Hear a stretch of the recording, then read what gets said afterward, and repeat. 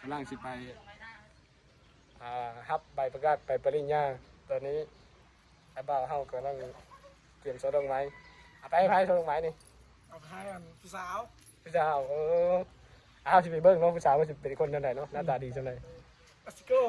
อะไรกันเลยไปพบกันอยู่กันมขเนาะไปพบกันโอเค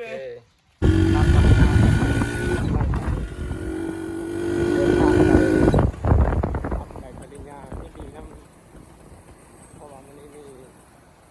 ในโรงงานของทำไปปริญญาอยู่ที่มขเก้านี่ห้องกำลังเดินทางไป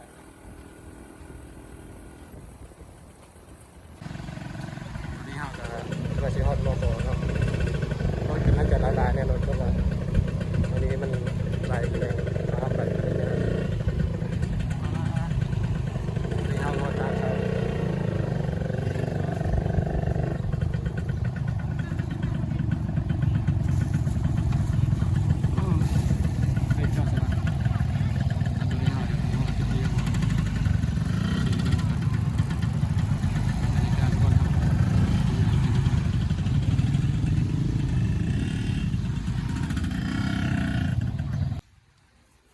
กับมาฮอดโมโหเรียบร้อยเนาะกำลังย่างครับ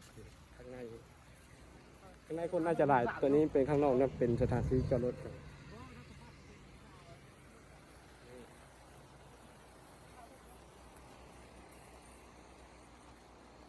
นี่เขากำลังย่างไปมาด้วยกัน3 คน 4 คนเอาไปเบิ่งข้างในว่ามันสิเป็นอะไรนะบรรยากาศครับไปปริญญาเนาะแต่เขายังไม่ได้จบดอกแต่ว่ามีรถอ้ายเขาจบก่อนเขาก็ได้มาหักมายืนดีน้ำเขาให้ไปเบิ่งข้างในเลยตอนนี้ก็เขาเป็นทีมโมโหเนาะบรรยากาศคนในสิประมาณนี้หลายเลยเขาสิไปเบิ่งโมโหเขาไม่ยินดีเลยเลยเป็นพวกเขาเลยไปโหดอ่ะจะให้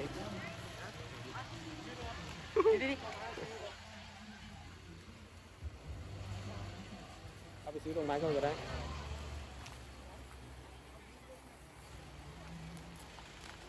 ซื้อได้ไหมเอาใช่ไหม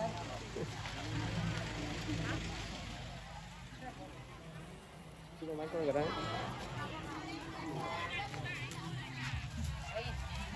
นะพ่อให้พาเบิ้งมอบปิดเป็น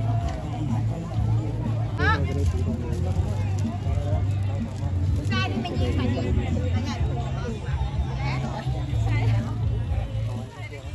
รอบตัวใดก่อนแรกบ้านนั่งกันเลยเดี๋ยวเขาเขียวบอลเนาะเลี้ยงคาดอกได้แบบถ้าแม่บอลงอกมันเลย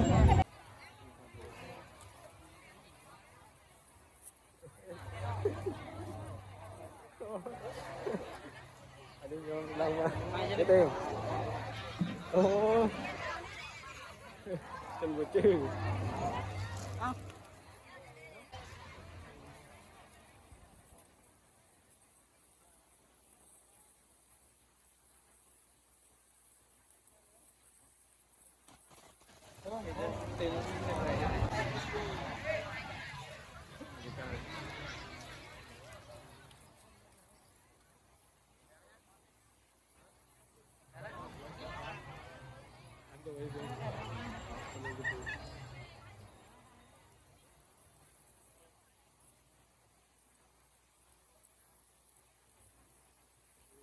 การทำไทยพอดีเลย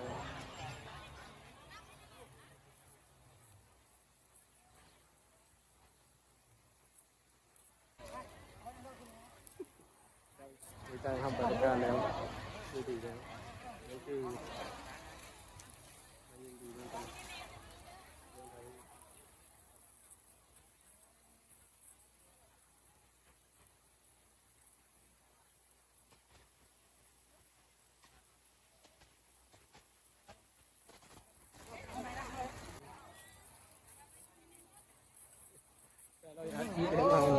เฮ้ยดิ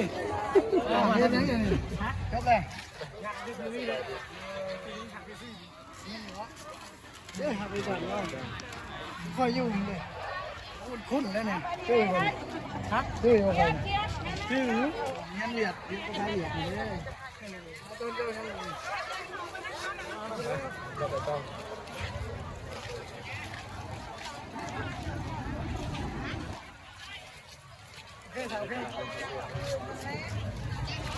ฮะ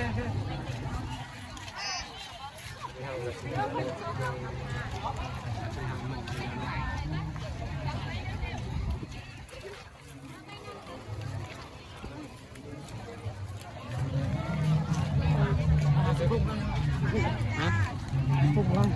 คือว่าจะไปที่สัน ใช่พวกเรา คือว่า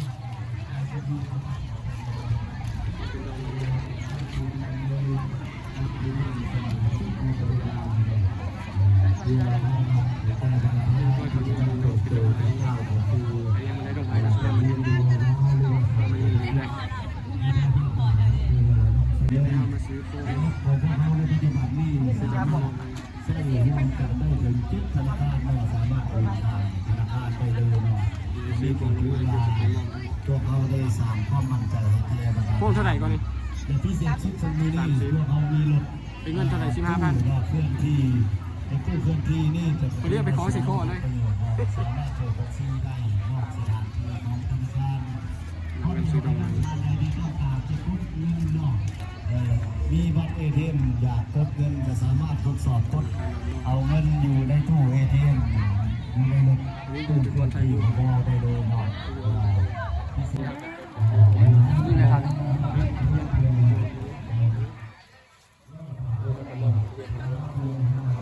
นี่เป็นคณะบริหารทีมงานใส่เมา